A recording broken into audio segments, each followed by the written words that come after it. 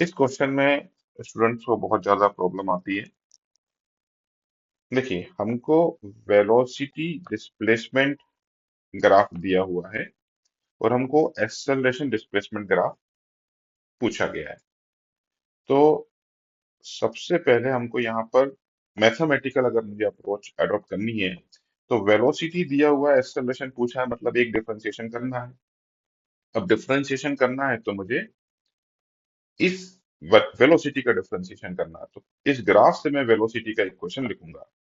तो y is equal to M X plus C होता है और m जो होता है वो स्लोप होता है।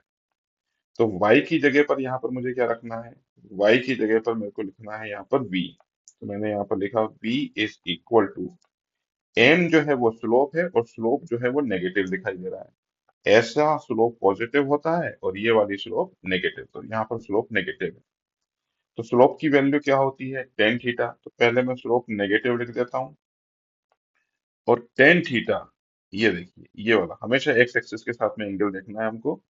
सो tan theta will be equal to V naught by X naught. तो यहाँ पर मैंने लिख दिया V naught by X naught और एक्स की जगह पर मुझे एक्स ही रखना है, ये एक्स लिख दिया, प्लस वाई इंटरसेप्ट।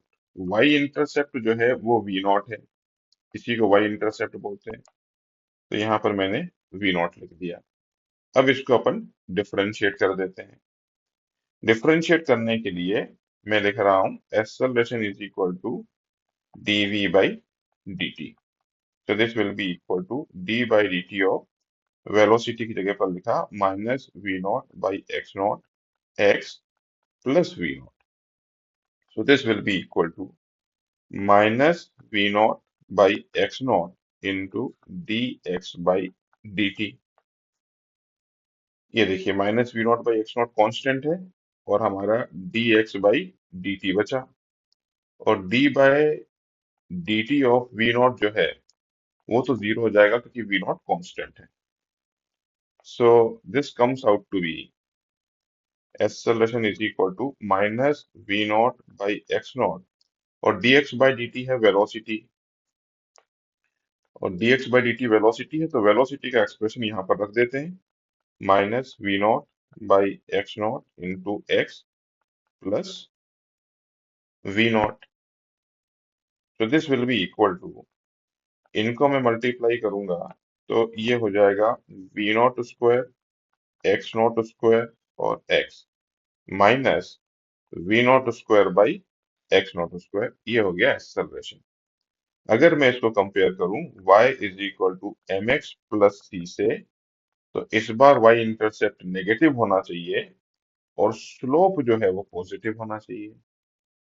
तो स्लोप पॉजिटिव होने का मतलब क्या है?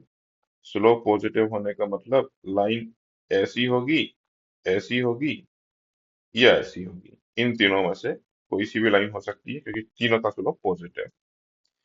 लेकिन y इंटरसेप्ट नेगेटिव है, तो y इंटरसेप्ट नेगेटिव तो सिर्फ इसका दिख रहा है क्योंकि इसका y इंटरसेप्ट जीरो है और इसका y इंटरसेप्ट पॉजिटिव है।